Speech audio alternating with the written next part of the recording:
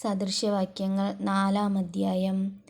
മക്കളെ, അപ്പൻ്റെ പ്രബോധനം കേട്ട് വിവേകം പ്രാപിക്കേണ്ടതിന് ശ്രദ്ധിപ്പിൻ. ഞാൻ നിങ്ങൾക്ക് സൽബുദ്ധി ഉപദേശിച്ചു തരുന്നു. എൻ്റെ ഉപദേശം നിങ്ങൾ ഉപേക്ഷിക്കരുത്. ഞാൻ എൻ്റെ അപ്പന് മകനും എൻ്റെ അമ്മയ്ക്ക് ഓമനയും ഏകപുത്രനുമായിരുന്നു.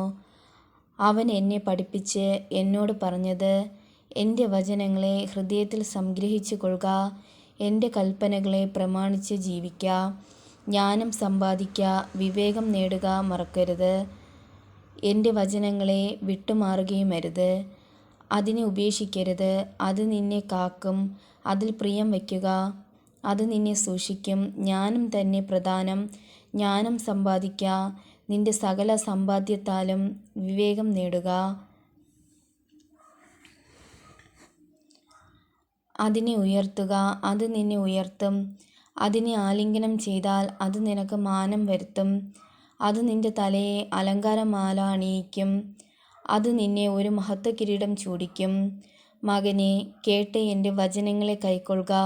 എന്നാൽ നിനക്ക് ദീർഘായുസ്സുണ്ടാകും. ജ്ഞാനത്തിൻ്റെ മാർഗം ഞാൻ നിന്നെ ഉപദേശിക്കുന്നു. നേരെയുള്ള പാതയിൽ ഞാൻ നിന്നെ നടത്തുന്നു. നടക്കുമ്പോൾ നിന്റെ കാലടിക്ക് ഇടുക്കം വരുകയില്ല. ഓടുമ്പോൾ നീ ഇടറുകയുമില്ല.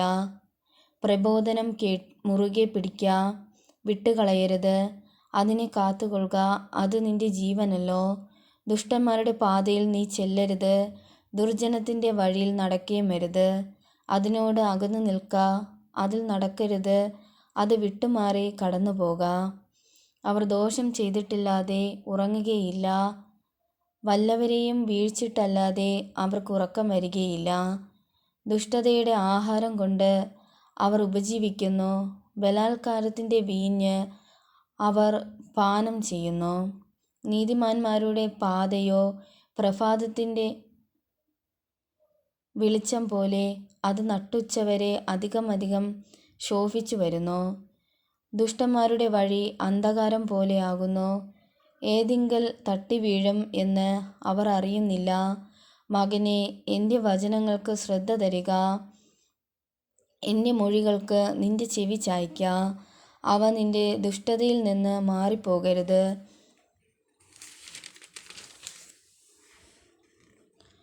നിന്റെ ഹൃദയത്തിൻ്റെ നടുവിൽ അവയെ സൂക്ഷിച്ചു വയ്ക്കുക.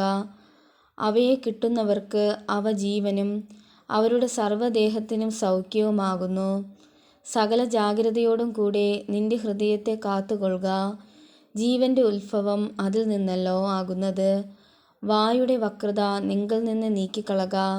അധരങ്ങളുടെ വികടം നിങ്കൽ നിന്ന് അകറ്റുക. നിന്റെ കണ്ണ് നേരെ നോക്കട്ടെ. നിന്റെ കണ്ണിമ ചൊവ്വേ മുമ്പോട്ട് മിഴിക്കട്ടെ. നിന്റെ കാലുകളുടെ പാതയെ നിരപ്പാക്കുക. നിന്റെ വഴികളെല്ലാം സ്ഥിരമായിരിക്കട്ടെ. ഇടത്തോട്ടോ വലത്തോട്ടോ തിരിയരുത്. നിന്റെ കാലിനെ ദോഷം വിട്ടകലുമാറാക്കുക.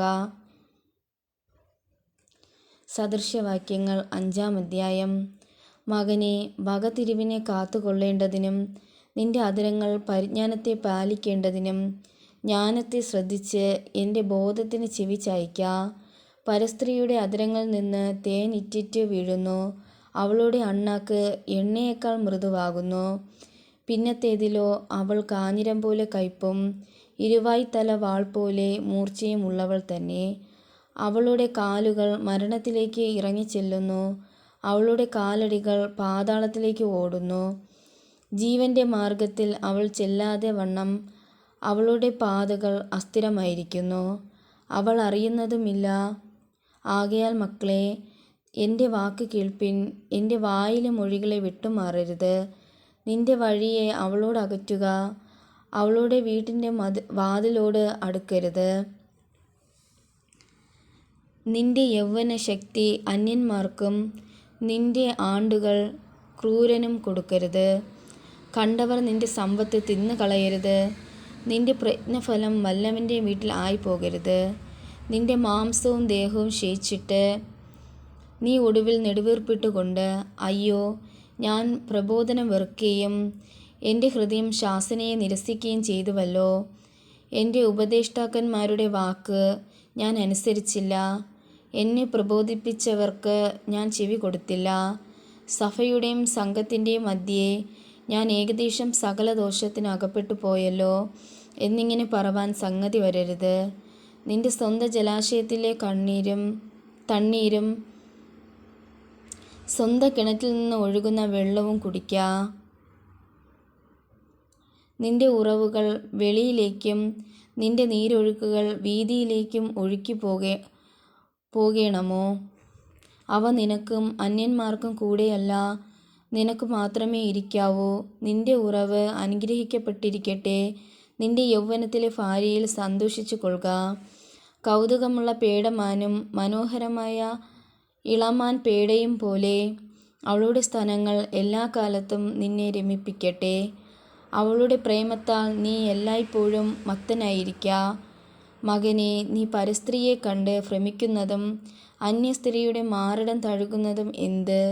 മനുഷ്യൻ്റെ വഴികൾ യഹോവയുടെ ദൃഷ്ടിയിലിരിക്കുന്നു, അവൻ്റെ നടപ്പൊക്കെയും അവൻ തൂക്കി നോക്കുന്നു. ദുഷ്ടൻ്റെ അകൃത്യങ്ങൾ അവനെ പിടിക്കും, തൻ്റെ പാപപാശങ്ങളാൽ അവൻ പിടിപ്പെടും. പ്രബോധനം കേൾക്കായ്കയാൽ അവൻ മരിക്കും, മഹാദോഷത്താൽ അവൻ വഴിതെറ്റിപ്പോകും.